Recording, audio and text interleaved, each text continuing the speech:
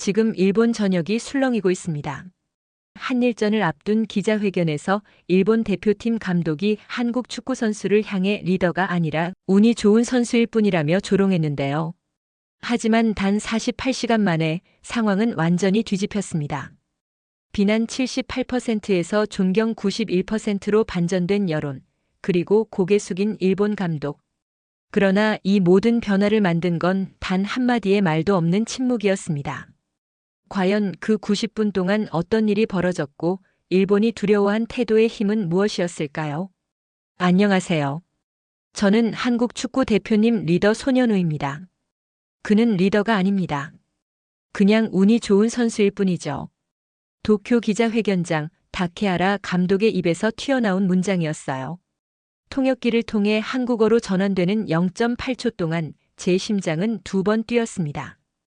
플래시가 134번 터졌고 87명의 기자 중 23명이 동시에 키보드를 두드렸어요.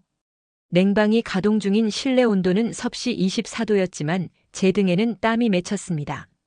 저는 호텔방 침대 모서리에 앉아 노트북 화면을 응시했어요. 다케하라 감독은 미소를 지으며 말을 이었습니다. 손현우 선수는 광고 모델로는 훌륭하죠. 카메라 앞에서 웃는 건 잘하니까요. 하지만 리더는 경기장에서 증명되는 겁니다. 그는 스타일은 있어도 리더십은 없어요. 일본 기자들이 웃음을 터뜨렸습니다. 한국 기자단석은 얼어붙었어요. 노트북 두드리는 소리만 날카롭게 울렸습니다. 생중계 채팅창은 순식간에 500개의 댓글로 뒤덮였고 제 이름이 실시간 검색어 1위로 치솟았어요. 저는 노트북 화면을 끄지 못했습니다.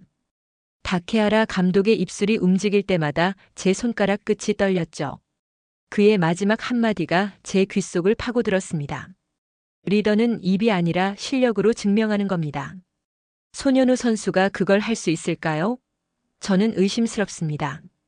화면 속 다케하라 감독이 고개를 살짝 기울이며 웃었어요. 기자회견장이 웃음으로 가득 찼습니다. 저는 노트북을 덮었어요. 숨소리만 들렸습니다. 17분 뒤 핸드폰이 폭발했습니다. 문자 238개, 카카오톡 89개, SNS 멘션 1400개가 쏟아졌어요. 팀 단체 채팅방에는 아무도 메시지를 보내지 않았지만 읽음 표시는 23명 전원에게 떠 있었습니다. 코치진도 동료들도 모두 그 발언을 들었다는 뜻이었죠. 저는 핸드폰을 뒤집어 놓고 창밖을 바라봤어요. 도쿄 타워의 불빛이 흔들렸습니다. 아니, 제 시야가 흔들린 거였어요. 주먹을 쥐었다 폈다를 3번 반복했습니다. 심호흡을 4번 했어요. 하지만 가슴속 열기는 식지 않았습니다. 30분 뒤 포털 사이트는 난리가 났어요. 한국 주장 자질 논란, 다케하라 감독 손현우 저격, 침묵으로 일관하나. 기사 제목들이 실시간으로 올라왔습니다. 일본 언론은 더 노골적이었어요. 한국의 가짜 리더, 겉만 번지르르한 주장이라는 표현까지 등장했죠. 댓글은 5분마다 수백 개씩 달렸고 유튜브 클립 조회수는 28만을 돌파했습니다. 저를 비난하는 목소리가 더 컸어요. 일본 팬들은 당연하다는 반응이었고 놀랍게도 한국 팬 일부도 가만히 있지 말라고 댓글을 달았습니다. 왜 반박 안 하냐, 비겁하다, 주장 자격 없다. 익명의 문장들이 화면을 채웠어요. 저는 핸드폰을 꺼버렸습니다. 다음 날 아침 7시 23분, 기자들이 호텔 로비를 점령했습니다. 엘리베이터 문이 열리자 플래시 세례가 쏟아졌어요. 손현우 선수님, 다케하라 감독 발언에 대해 한 말씀 부탁드립니다. 마이크 17개가 제 입 앞으로 밀려들었습니다. 카메라 렌즈 23개가 제 얼굴을 향했어요. 기자들의 숨소리와 셔터 소리가 귀를 때렸습니다. 저는 고개를 숙여 인사했어요. 그리고 입을 열지 않았습니다. 한마디도요. 손 선수님, 한 말씀만요. 질문이 쏟아졌지만 저는 로비를 가로질렀습니다. 뒤에서 기자들이 따라왔어요. 발소리가 제 뒤에서 울렸고 질문은 계속됐습니다. 하지만 저는 버스로 향하는 발걸음을 멈추지 않았어요. 버스 문이 닫히자 기자들의 목소리가 차단됐습니다. 동료들이 제게 시선을 보냈어요. 누구도 말을 걸지 않았습니다. 그들의 눈빛에는 의문이 담겨 있었죠. 왜 가만히 있느냐고, 왜 반박하지 않느냐고요. 저는 창밖을 바라봤습니다. 도쿄의 아침 거리는 평온했어요. 하지만 제 안은 평온하지 않았습니다. 오후 2시 언론은 새로운 제목을 달았어요. 소년 후 침묵으로 일관. 다케하라 발언에 일절 응답 없어. 기사는 제가 비겁하게 도망쳤다는 뉘앙스로 작성됐습니다. SNS에는 제 사진과 함께 말 못하는 주장이라는 짤이 퍼졌어요. 일본 팬들은 역시 수준이라며 조롱했고 한국 팬들은 답답하다며 분노했습니다. 비난 여론은 78%를 넘어섰어요. 하지만 저는 알고 있었습니다. 말로는 이길 수 없다는 걸요. 경기장에서 답해야 한다는 걸요. 다케하라 감독이 제 이름을 불렀다면 저는 침묵으로 응답할 겁니다. 그리고 48시간 뒤 도쿄를 침묵시킬 겁니다. 제 주먹은 여전히 떨리고 있었어요. 하지만 입은 굳게 닫혀 있었습니다. 훈련장 라커룸에는 23명이 앉아 있었습니다. 하지만 대화는 단 한마디도 들리지 않았어요. 시계 초침 소리만 째깍거렸고 누군가의 핸드폰 진동음이 3번 울렸습니다. 에어컨 바람이 목덜미를 스쳤지만 라커룸 온도는 섭씨 19도였어요. 동료들은 각자의 사물함을 열고 닫으며 시선을 회피했습니다. 저는 유니폼을 꺼내 무릎 위에 올려놨죠. 막내 수비수 강민석이 핸드폰을 내려다보며 한숨을 쉬었어요. 형, 이거 봐야 할까요? 강민석의 목소리는 떨렸습니다. 화면에는 유튜브 영상 제목이 보였어요. 소년우는 왜 입을 다물었나? 비겁함의 정체. 조회수 48만이었습니다. 저는 고개를 저었어요. 강민석은 핸드폰을 주머니에 넣었지만 손은 계속 떨렸습니다. 오후 3시 17분 유진아가 라커룸 문을 열고 들어왔어요. 스포츠 심리 분석관인 유진아는 태블릿을 들고 제 앞에 섰습니다. 화면에는 여론 분석 그래프가 떠 있었어요. 부정 여론 78%, 긍정 여론 14%, 중립 8%. 빨간색 막대 그래프가 화면을 지배하고 있었습니다. 유진아는 태블릿을 제 쪽으로 밀었어요. 현우 씨, 가만히 있으면 진 겁니다. 유진아의 목소리는 단호했어요. 데이터는 거짓말하지 않아요. 지금 침묵은 비겁함으로 읽히고 있습니다. 반박 성명을 내야 해요. 아니면 최소한 SNS라도 올려야죠. 유진아는 태블릿 화면을 스와이프했습니다. 일본 팬들의 댓글, 한국 팬들의 분노, 언론 기사 제목들이 연속으로 나타났어요. 저는 태블릿에서 시선을 거뒀습니다. 이건 싸움이 아니에요. 증명입니다. 유진아가 미간을 찌푸렸어요. 증명은 말로도 할 수 있어요. 침묵은 답이 아닙니다. 반박하지 않으면 그들의 말을 인정하는 거예요. 유진아의 목소리가 높아졌습니다. 동료들의 시선이 저희 쪽으로 쏠렸어요. 라커룸 공기가 더 무거워졌습니다. 저는 천천히 입을 열었어요. 그가 제 이름을 불렀다면 경기로 답하면 되죠. 유진아는 고개를 저었습니다. 경기는 이틀 뒤에요. 그 사이에 여론은 더 악화될 겁니다. 팀 분위기도 무너지고 있어요. 지금 한마디만 하면 되는데 왜 그렇게 고집을 부리는 거예요? 유진아의 손이 태블릿 화면을 두드렸어요. 숫자들이 흔들렸습니다. 저는 유니폼을 들고 일어섰어요. 숫자는 경기 후에 바뀔 겁니다. 유진아가 한숨을 쉬었어요. 태블릿을 끄고 라커룸을 나갔습니다. 문이 닫히는 소리가 유난히 크게 들렸어요. 동료들은 여전히 침묵을 지켰습니다. 누군가의 숨소리만 가까이서 들렸죠. 오후 4시 훈련이 시작됐습니다. 패스 연습 중 공이 제 발을 벗어났어요. 평소라면 있을 수 없는 실수였습니다. 코치가 휘슬을 불었고 동료들이 잠시 멈춰 섰어요. 저는 공을 주우러 갔습니다. 잔디 위를 걸으며 심장 박동이 빨라지는 걸 느꼈어요. 휴식 시간 벤치에 앉아 물을 마셨습니다. 핸드폰을 켰어요. 알림이 2847개 떠 있었습니다. 문자, SNS 멘션, 댓글 알림이 화면을 가득 채웠어요. 손가락으로 스크롤을 내렸습니다. 주장 자격 없다, 비겁하다, 반박해라, 왜 가만히 있냐? 익명의 문장들이 끝없이 이어졌어요.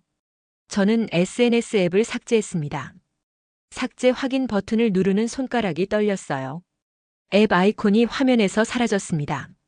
알림도 댓글도 멘션도 모두 차단됐어요. 핸드폰을 가방에 넣었습니다. 하늘을 올려다봤어요. 도쿄의 하늘은 회색이었습니다. 저녁 7시 팀 미팅이 있었어요. 감독이 전술판 앞에 섰습니다.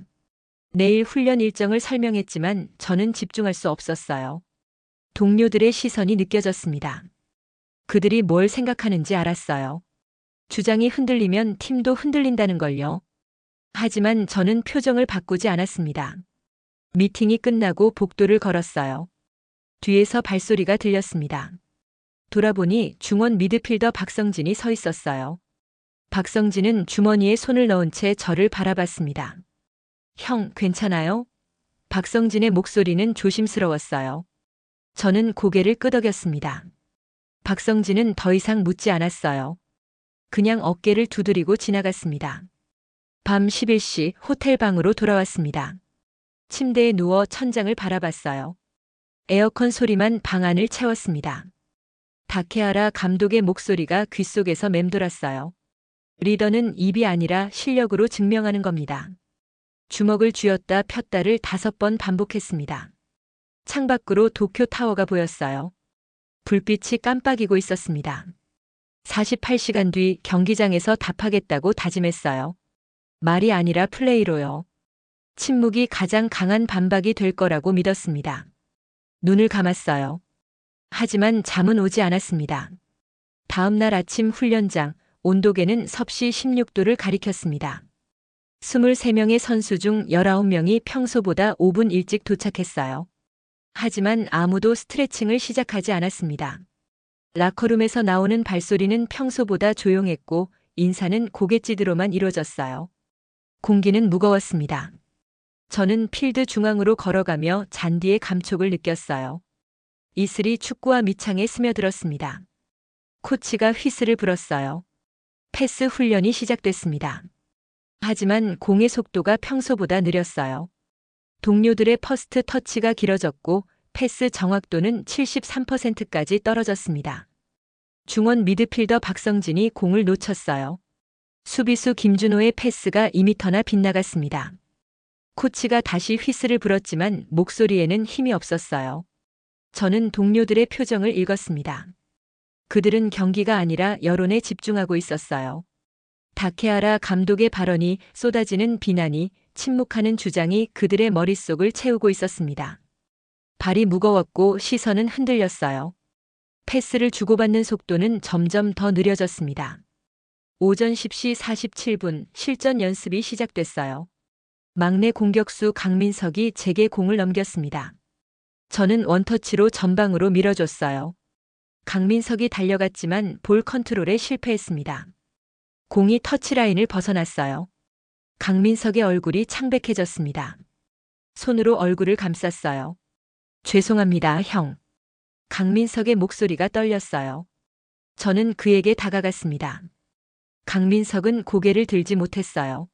어깨가 움츠러들었고 손가락은 계속 떨렸습니다. 주변 동료들이 저희를 바라봤어요. 라커룸의 무거운 공기가 필드까지 번진 것 같았습니다. 저는 강민석의 어깨에 손을 올렸어요. 민석아, 괜찮아요. 강민석이 고개를 들었습니다. 눈빛에는 불안이 가득했어요. 형, 제가 자꾸 실수해서요. 분위기가 이상한 것 같아서 더 긴장돼요. 강민석의 목소리는 점점 작아졌습니다. 저는 그의 어깨를 한 번 더 두드렸어요. 감정으로는 상대를 이길 수 없어요. 강민석이 저를 바라봤습니다. 저는 천천히 말을 이었어요. 품격으로 무너뜨려야죠. 다케하라 감독이 원하는 건 우리가 흔들리는 거예요. 화내고 실수하고 무너지는 거요. 하지만 우리는 그러지 않을 겁니다. 강민석의 어깨에서 긴장이 풀렸어요. 주변 동료들도 저희 대화를 듣고 있었습니다. 박성진이 고개를 끄덕였고 김준호가 공을 들어 올렸어요. 공기가 조금씩 바뀌기 시작했습니다. 무거움이 가라앉고 집중력이 돌아왔어요. 다시 휘슬이 울렸습니다. 이번엔 공의 속도가 달랐어요. 박성진의 패스가 날카로웠고 강민석의 움직임이 빨라졌습니다. 저는 중앙에서 공을 받아 전방으로 연결했어요. 패스 정확도가 89%로 올라갔습니다. 동료들의 발걸음에 힘이 실렸어요. 오후 1시 훈련이 끝났습니다. 라커룸으로 돌아오는 길 강민석이 제 옆으로 다가왔어요. 형, 아까 그 말 고마워요. 강민석이 웃었습니다. 처음으로 보는 편안한 표정이었어요. 저도 웃음으로 답했습니다. 유진아가 복도에서 기다리고 있었어요. 태블릿을 든 채로요. 화면에는 새로운 여론조사 결과가 떠 있었습니다. 부정 여론 82%. 어제보다 4% 올랐어요. 일본 언론은 침묵의 리더십 논란이라는 제목으로 기사를 쏟아내고 있었습니다. 유진아는 태블릿을 제게 보여주지 않았어요. 그냥 한숨만 쉬었습니다. 저는 유진아 옆을 지나쳤어요. 숫자는 내일 바뀔 겁니다. 유진아가 뒤에서 말했어요. 현우 씨는 정말 확신하는 거예요? 이 침묵이 옳다고요? 저는 걸음을 멈추지 않았습니다. 확신했어요. 말보다 강한 건 태도라는 걸요. 비난보다 강한 건 품격이라는 걸요. 저녁 6시 호텔 로비를 지나갔습니다. 일본 기자 3명이 로비에 앉아 있었어요. 그들은 제 모습을 보고 카메라를 들었습니다. 하지만 질문은 하지 않았어요. 이미 포기한 표정이었습니다.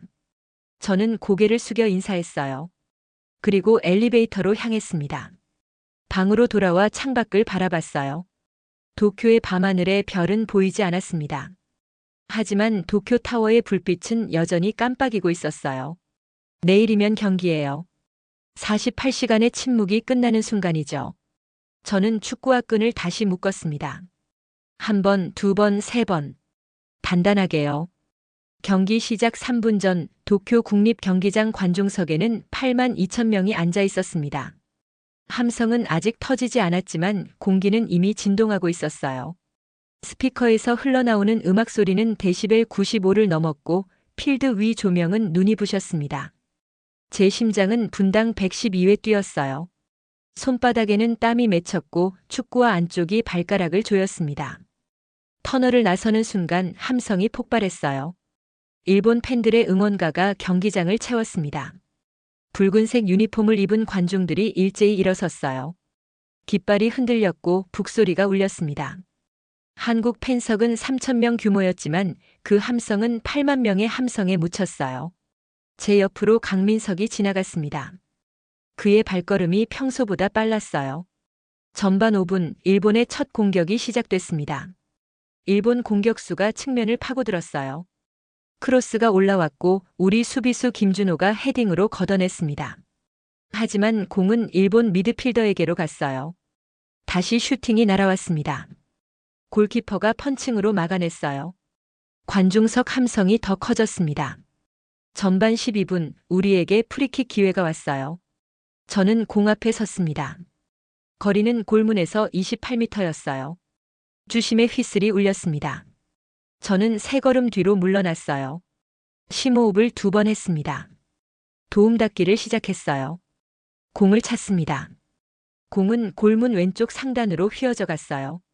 골키퍼가 손끝으로 쳤습니다. 공이 크로스바를 맞고 튕겨나왔어요. 한국 팬석에서 탄식이 터졌습니다. 일본 관중들은 박수를 쳤어요. 조롱하는 박수였습니다. 전반 18분 일본의 공격이 거세졌어요. 패스 템포가 빨라졌고 우리 수비진이 밀렸습니다. 일본 선수 3명이 삼각 패스로 침투했어요.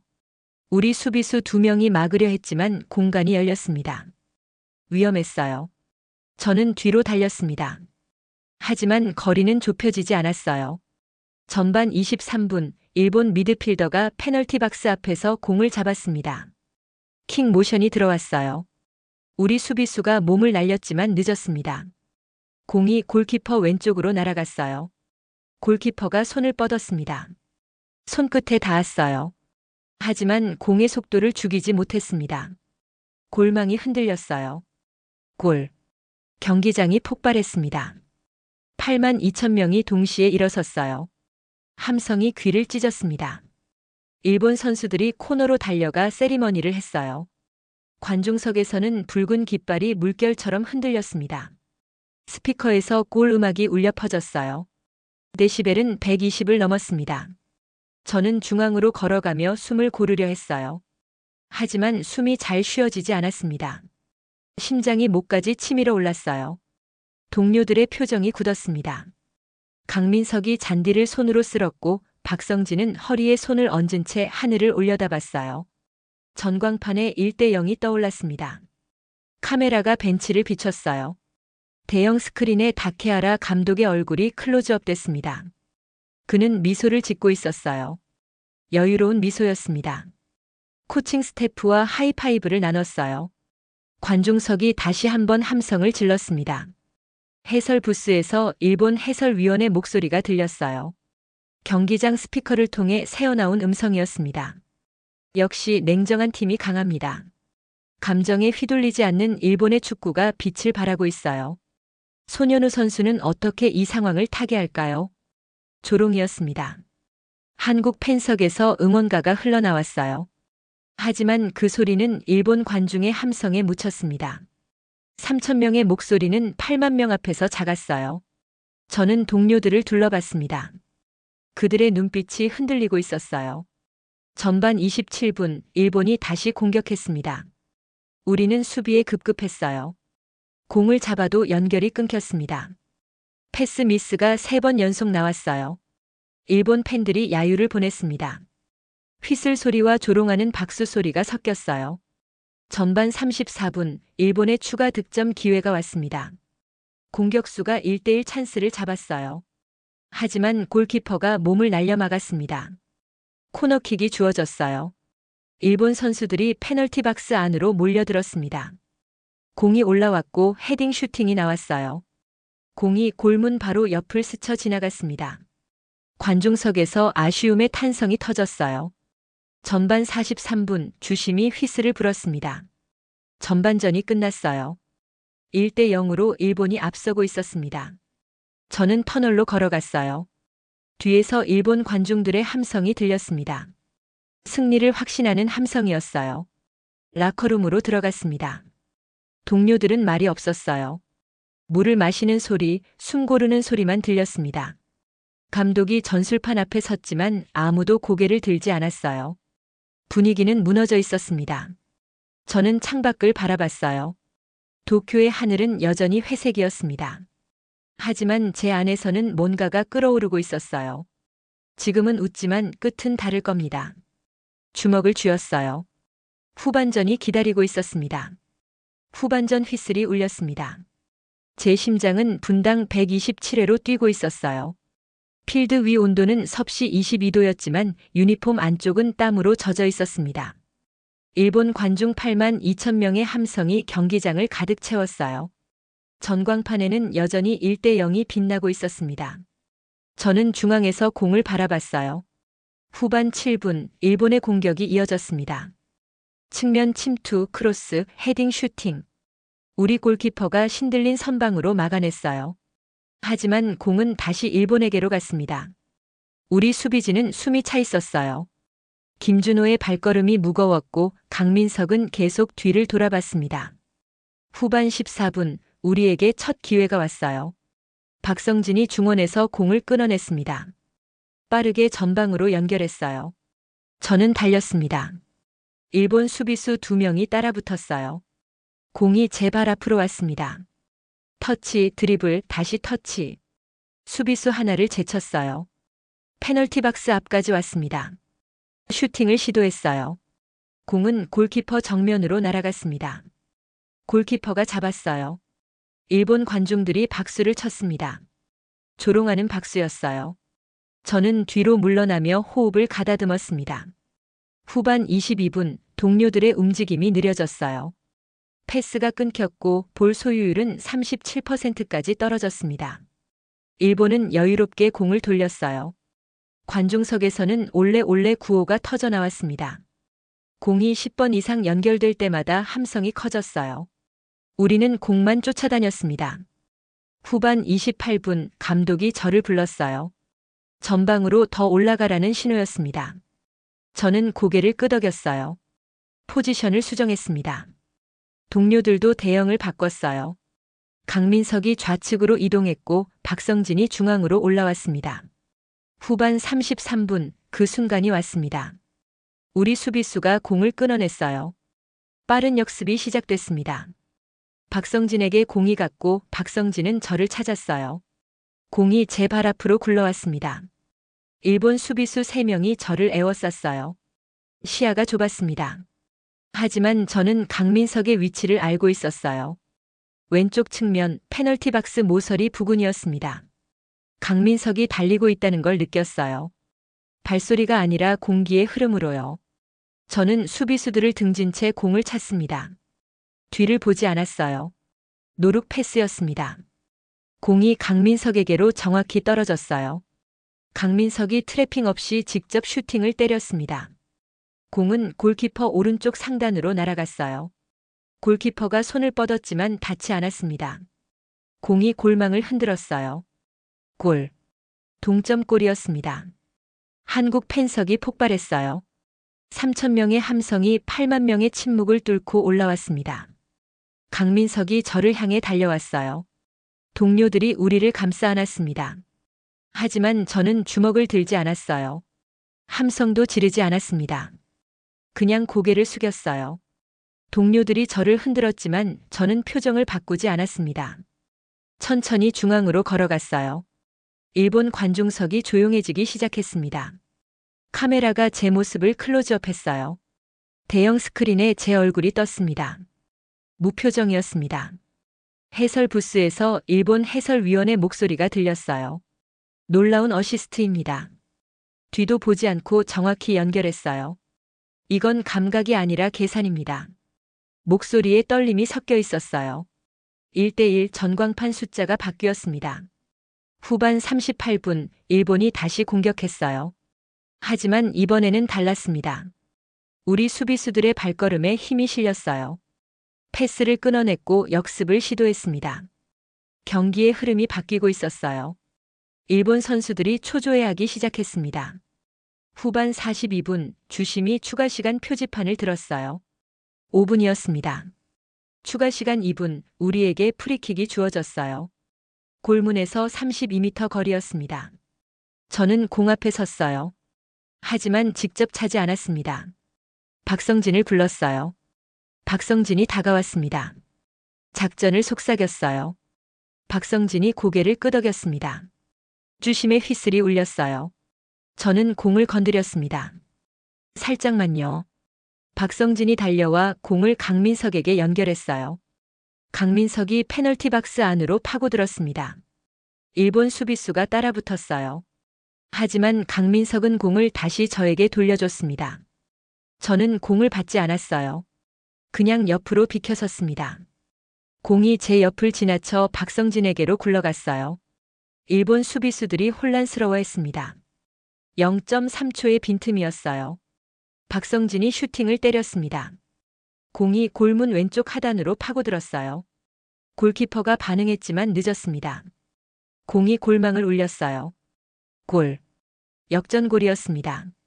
한국 팬석이 다시 폭발했어요. 하지만 이번에는 일본 관중석이 더 조용했습니다. 8만 2천 명 중 누군가는 자리에서 일어나지도 못했어요. 박성진이 저를 향해 달려왔습니다. 동료들이 함성을 질렀어요. 저는 또다시 고개만 숙였습니다. 주먹도 함성도 세리머니도 없었어요. 그냥 숨을 고르고 중앙으로 걸어갔습니다. 카메라가 다시 저를 비췄어요. 대형 스크린에 제 얼굴이 클로즈업 됐습니다. 여전히 무표정이었어요. 관중석 어딘가에서 움직임이 보였습니다. 일본 팬석이었어요. 한 명의 관중이 피켓을 들어 올렸습니다. 흰색 종이에 검은 글씨가 적혀 있었어요. 리스펙트 더 CAPTAIN. 주장을 존경한다. 그 피켓 주변으로 박수 소리가 들렸습니다. 1명, 2명, 10명. 박수는 점점 커졌어요. 일본 관중들이 일어서기 시작했습니다. 조롱하는 박수가 아니었어요. 진짜 박수였습니다. 저는 그들을 향해 고개를 숙였어요. 추가 시간 5분, 주심의 휘슬이 울렸습니다. 경기가 끝났어요. 2대1 우리의 승리였습니다. 동료들이 필드에 주저앉았어요. 강민석이 울었고 박성진이 하늘을 올려다봤습니다. 하지만 저는 서 있었어요. 그냥 서서 도쿄의 하늘을 바라봤습니다. 해설 부스에서 목소리가 들렸어요. 그는 말보다 위대한 걸 보여줬다. 일본 해설위원의 목소리였습니다. 떨리고 있었어요. 경기가 끝난 지 7분 뒤 라커룸으로 돌아왔습니다. 동료들은 환호했지만 저는 벤치에 조용히 앉았어요. 유니폼이 땀으로 흠뻑 젖어 있었습니다. 심장은 여전히 분당 98회로 뛰고 있었어요. 핸드폰을 켰습니다. 알림이 4,921개 떠 있었어요. 숫자는 실시간으로 올라가고 있었습니다. 포털 사이트를 열었어요. 실시간 검색어 1위부터 10위까지 모두 제 이름과 경기 관련 키워드였습니다. 소년우 노룩 어시스트, 도쿄 침묵, 일본 팬 존경, 역전승. 기사가 1분마다 쏟아지고 있었어요.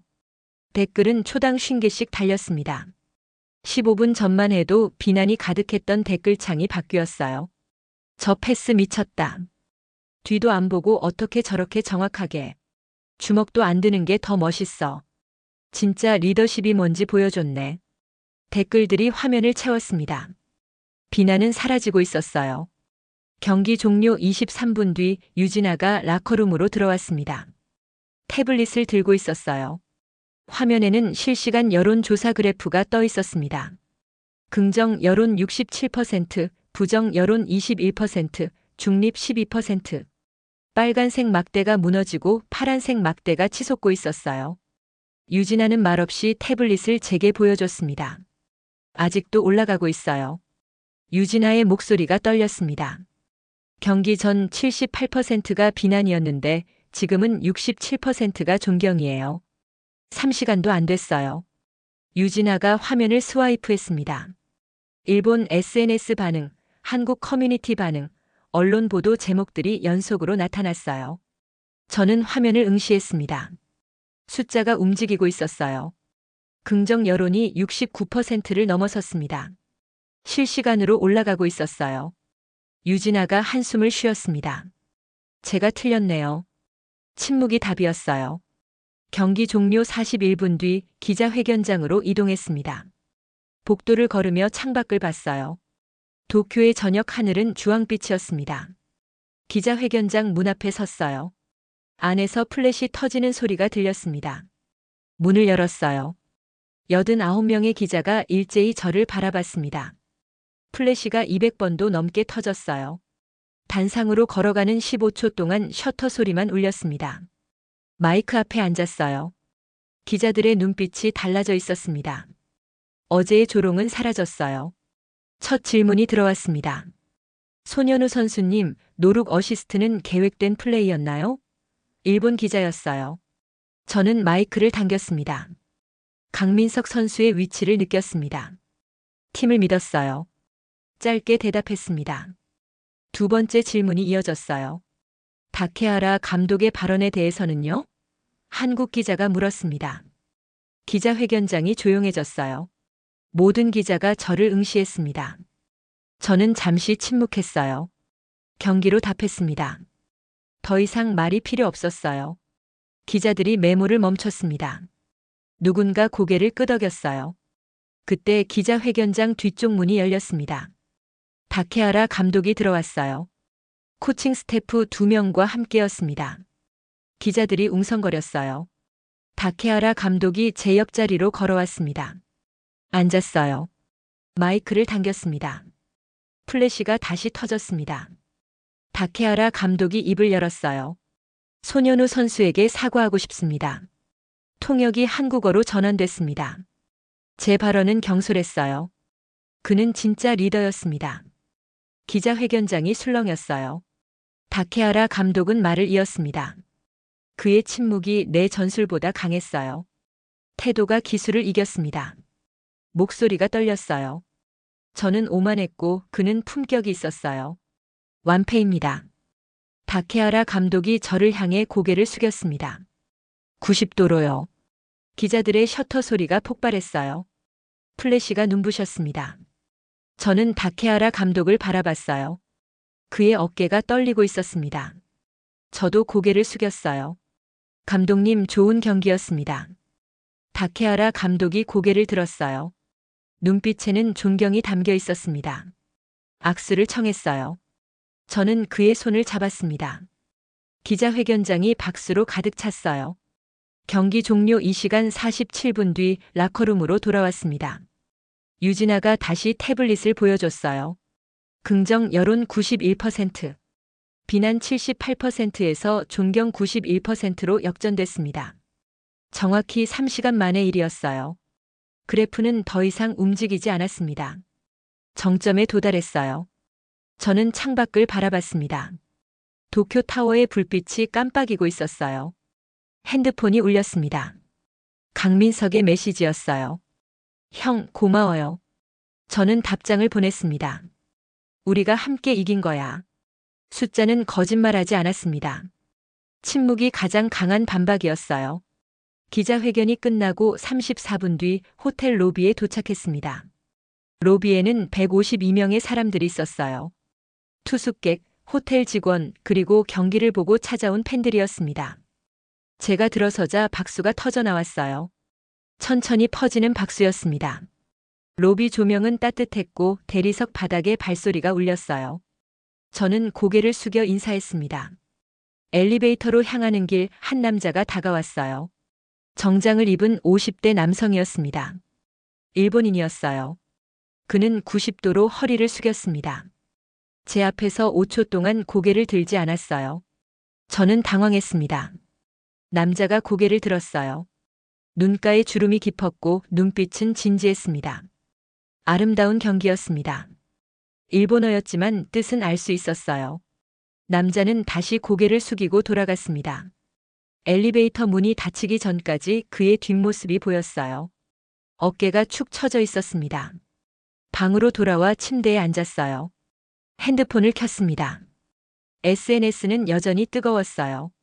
하지만 이번에는 일본 팬들의 반응이 눈에 띄었습니다. 한국어로 된 댓글들이 올라오고 있었어요. 존경합니다. 진정한 리더십을 배웠습니다. 침묵이 이렇게 강할 줄 몰랐어요. 유튜브 클립 조회수는 380만을 돌파했습니다. 노룩 어시스트 장면이었어요. 재생시간 12초짜리 영상이 전 세계로 퍼지고 있었습니다. 댓글은 23개 언어로 달렸어요. 영어, 스페인어, 중국어, 아랍어. 모두 같은 의미였습니다. 리스펙트. 다음 날 아침 8시 41분 복도에서 발소리가 들렸습니다. 문을 열었어요. 다케하라 감독이 서 있었습니다. 혼자였어요. 트레이닝복 차림이었고 얼굴에는 피로가 가득했습니다. 어젯밤 잠을 못 잔 것 같았어요.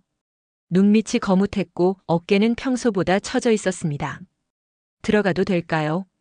통역 없이 영어로 말했어요. 저는 문을 열어줬습니다.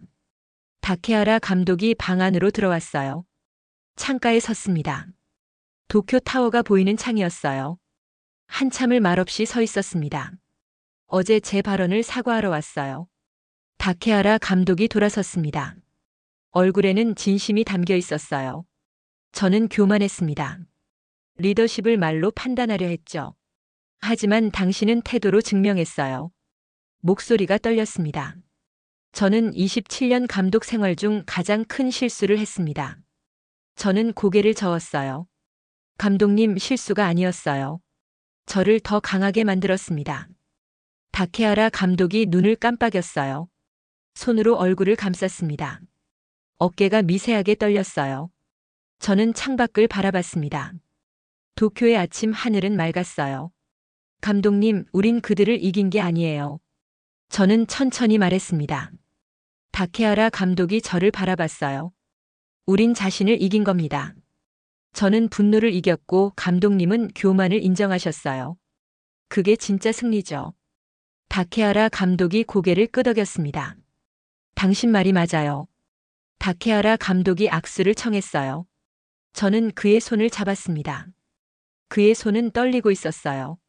하지만 악수는 단단했습니다. 앞으로 태도에 대해 배우겠습니다. 다케하라 감독이 말했어요. 저는 미소를 지었습니다. 감독님이 가르쳐 주신 것도 많아요. 냉정함의 가치를요. 다케하라 감독도 미소를 지었어요. 처음 보는 편안한 표정이었습니다. 오전 10시 23분 호텔 로비로 내려갔어요. 체크아웃을 하는데 프런트 직원이 봉투를 건넸습니다. 손현우 선수님께 전달하라고 맡겨진 거라고 했어요. 봉투를 열었습니다. 편지였어요.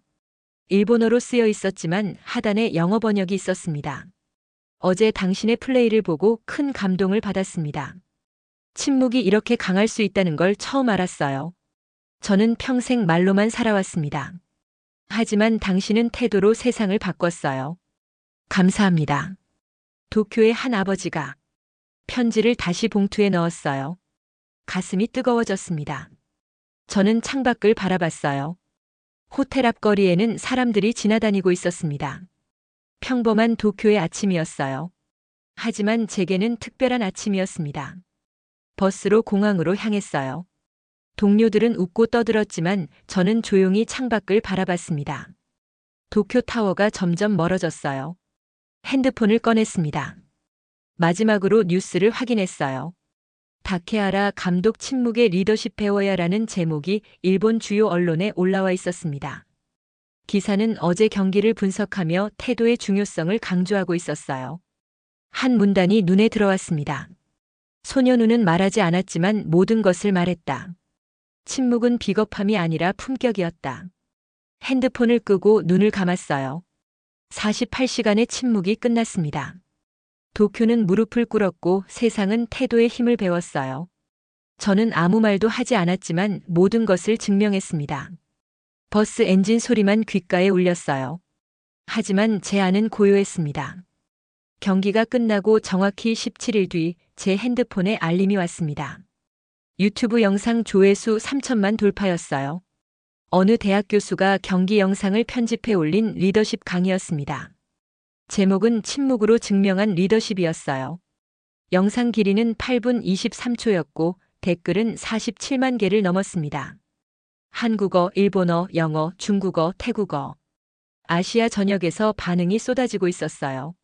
저는 서울 아파트 거실에 앉아 그 영상을 봤습니다. 화면에는 다케하라 감독의 조롱 발언부터 노룩 어시스트, 그리고 기자회견에서의 사과까지 담겨 있었어요. 교수의 해설이 깔렸습니다. 진정한 리더는 말이 아니라 태도로 증명한다. 소년우 선수는 48시간의 침묵으로 세상에 이것을 가르쳤다. 영상 마지막에 제 인터뷰가 나왔어요. 경기 일주일 뒤 했던 인터뷰였습니다. 기자가 물었어요. 침묵을 선택한 이유가 뭔가요? 저는 카메라를 똑바로 바라보며 답했습니다. 패배는 점수가 아니라 태도에서 시작됩니다. 말로 이기려 하는 순간 이미 진 거예요. 그 문장이 자막으로 크게 떠올랐어요. 댓글창을 열었습니다. 가장 많은 좋아요를 받은 댓글은 일본인이 쓴 것이었어요. 한국어로 번역돼 있었습니다. 저는 소년우 선수 덕분에 아이에게 진짜 리더십을 가르칠 수 있었어요.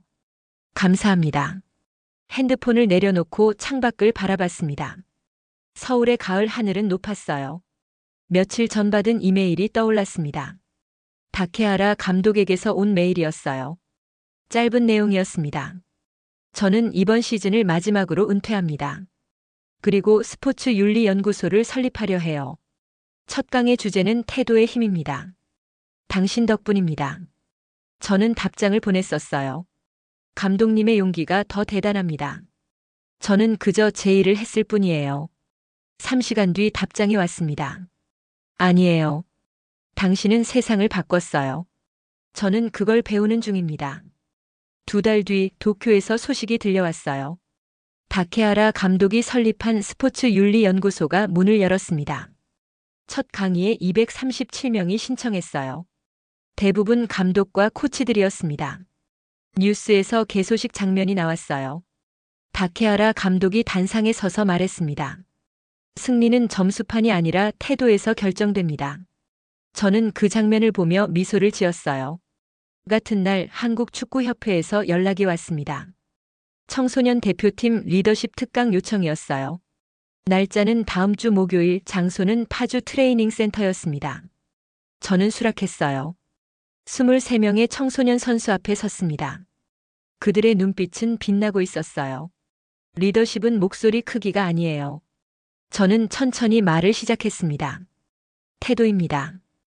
여러분이 경기장에서 어떻게 움직이는지, 동료를 어떻게 대하는지, 비난 앞에서 어떻게 반응하는지.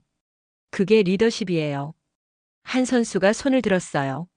형, 욕먹을 때 화나지 않았어요? 솔직한 질문이었습니다. 저는 고개를 끄덕였어요. 화났어요. 주먹도 떨렸고요. 하지만 화를 내는 순간 제가 그들 수준으로 내려가는 거예요. 저는 더 높은 곳에서 답하고 싶었습니다.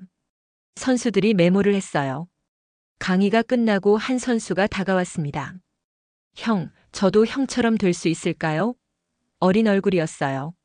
17세쯤 돼 보였습니다. 저는 그의 어깨를 두드렸어요. 될 수 있어요. 매 순간 선택하면 돼요. 말할지 보여줄지. 6개월 뒤 아시아 축구 연맹에서 상을 받았습니다. 페어플레이 상이었어요. 시상식장에는 23개국 대표들이 모였습니다. 트로피를 받으며 단상에 섰어요. 마이크 앞에 섰습니다. 수백 명의 시선이 저를 향했어요. 이 상은 제 것이 아닙니다. 저는 말했어요. 침묵을 믿어준 팀 동료들, 태도를 배워준 다케하라 감독님, 그리고 진심으로 박수쳐준 도쿄 관중들의 것이에요. 저는 그저 제자리에서 흔들리지 않으려 했을 뿐입니다. 박수가 터져 나왔어요. 객석에서 다케하라 감독이 일어섰습니다. 박수를 치고 있었어요. 우리는 눈이 마주쳤습니다. 그가 고개를 숙였어요. 저도 고개를 숙였습니다. 1년 뒤 유진아가 논문을 발표했습니다. 침묵의 리더십 소년 후 사례 연구라는 제목이었어요. 78% 비난에서 91% 존경으로의 반전을 데이터로 분석한 논문이었습니다. 결론은 명확했어요. 태도는 언어보다 강하다. 논문을 읽으며 저는 창밖을 바라봤어요. 서울의 하늘은 여전히 높았습니다. 도쿄에서의 48시간은 이제 교과서가 되었어요. 대학교 강의실에서, 기업 연수원에서, 스포츠 현장에서 회자되고 있었습니다. 침묵이 가장 강한 반박이라는 교훈으로요. 핸드폰에 메시지가 왔어요. 강민석이었습니다. 형, 오늘 후배들한테 형 이야기 해줬어요. 다들 감동했대요. 저는 답장을 보냈습니다. 넌 직접 보여줬잖아. 그게 더 큰 가르침이야. 해가 지고 있었어요. 도쿄타워는 보이지 않았지만 그날의 기억은 선명했습니다. 8만 2천 명 앞에서의 침묵, 노룩 어시스트, 그리고 리스펙트 더 CAPTAIN 피켓. 조롱이 존경으로 바뀌는 순간이었어요. 저는 축구와 끈을 묶었습니다. 내일도 훈련이 있었어요. 여전히 해야 할 일들이 남아 있었습니다. 하지만 이제 저는 알았어요. 진짜 승리는 점수판이 아니라 태도에 있다는 걸요. 창문을 닫았습니다. 세상은 여전히 말이 많았지만 저는 보여주는 사람으로 남을 거예요. 침묵으로요.